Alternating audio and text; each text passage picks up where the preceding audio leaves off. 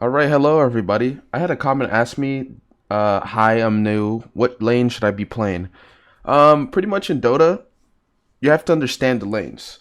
Safe lane is pretty much the glass cannons of Dota. They need to be safe at all times. They need to have a good laning phase. Favorably, they need to win a laning phase. Not all the time. Sometimes in patches, there's heroes who can recover from a bad lane really easily. Those heroes are like, Luna. She has really fast farm potential. Heroes who build Battle Fury and stuff. But Luna's a natural farmer. Troll Warlord's also kind of a natural farmer because they can farm jungle. Some of you might have come from League of Legends. There is no jungle role in this game. There used to be, but that no longer exists anymore. That is 10 years old. Nobody plays that role anymore, and it doesn't exist at all. And you will literally get reported if you do some shit like that. But yeah, anyways, explain safe lane. Mid lane is like because I'm gonna talk more about like the people also, like the type of personality. Mid lane is the most skill based lane ever because it's a 1v1. It's you versus another guy. Pretty self explanatory. We all know that. People play League know that. It's a 1v1 basically. Whoever's better at CSing, whoever's better at pressing their skills.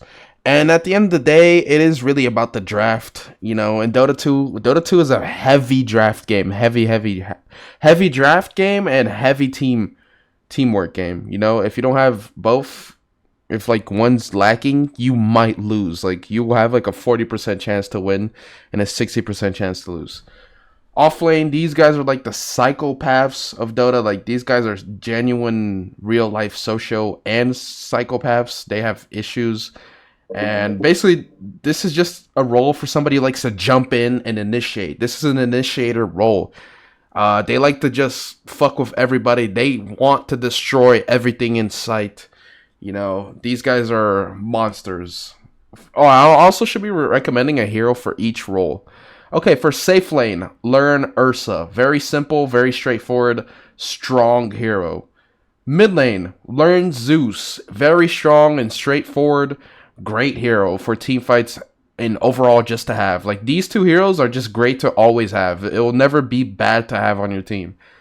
Axe always, always, always will be good to have. He's a great offlaner, always great. It's not like something like Enigma who is really, really hard to play. Like he's a really hard play, really hard hero to play because you need to work around your timings. You need to be mechanically advanced.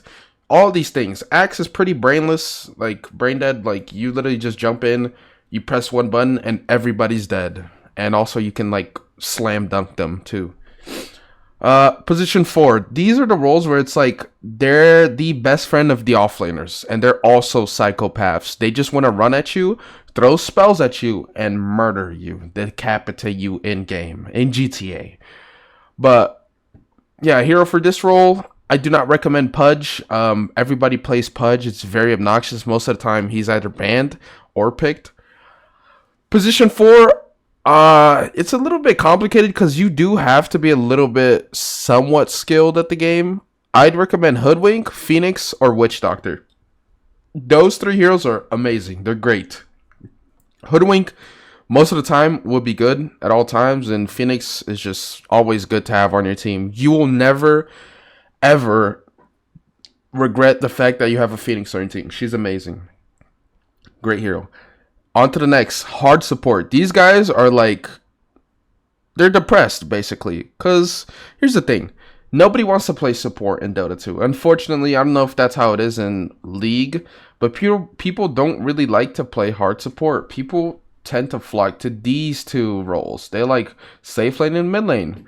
But hard support is one of the best and most fun roles to play. I've been spamming Witch Doctor. He's so fun to play. Witch Doctor is amazing to play. Lich feels great to play as well. Venomancer feels so toxic. I've literally, there's been times where I've gotten kills on people in my lane, and I'm just like, wow, they literally can't do anything about what I just did to them. Like, there's nothing they can do. Same thing with Witch Doctor. I've literally went on 7 kill streaks before 10 minutes just with Witch Doctor and his second facet, which is basically a free radiance. People don't read facets, you know. I'll make a video on facets later too.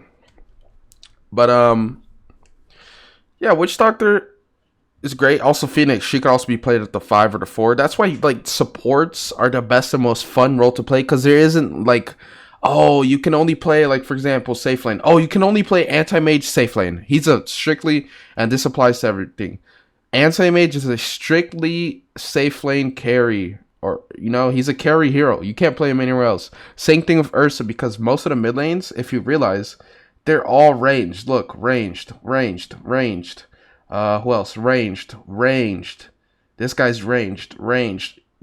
Even this guy's ranged. Lone Druid, range. Necro, range. Zeus, super range, because he uses spells. He doesn't even last hit you or auto attack you. So, you know, you can't really pick these heroes that are melees. Safe lanes are melees, but, you know, melees do more damage than ranged heroes most of the time.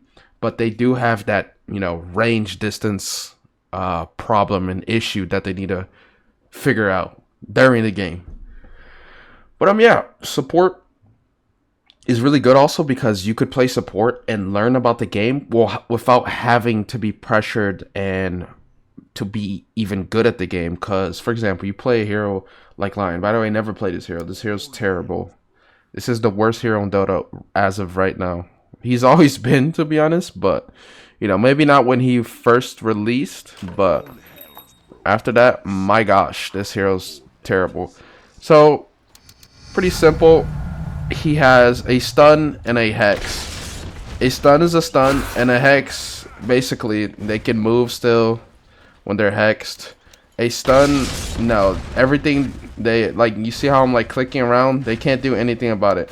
A hex, they can still move around. But yeah, basically like a double stun, you know? Whatever.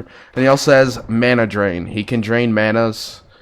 He can drain the mana of his enemy. And then what's his ultimate? Finger. He just uses an ultimate that has a level 1, super long level 1 cooldown, you know? Terrible hero, though. But pretty straightforward. That is a support character. He literally is so simple and so easy to learn. And I'm pretty sure there's even, where's it at? Complexity. Low complexity. Yeah, majority, like, you see the difference? Majority of mid laners, super complex. Supports, majority, well, kind of. I guess it's like 50-50. But yeah, majority of them are pretty easy and straightforward. I mean, I don't know why Hoodwink is in high complexity. She's really not.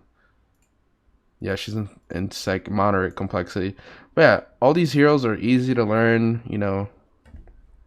Not too difficult. Dota's not a hard game. And at the end of the day, guys, just make sure you're having fun. It's a game, you know. You don't really need to try hard and be the best in the world. I feel like people really don't understand that video games are made to be enjoyed and entertain you for a small amount of time.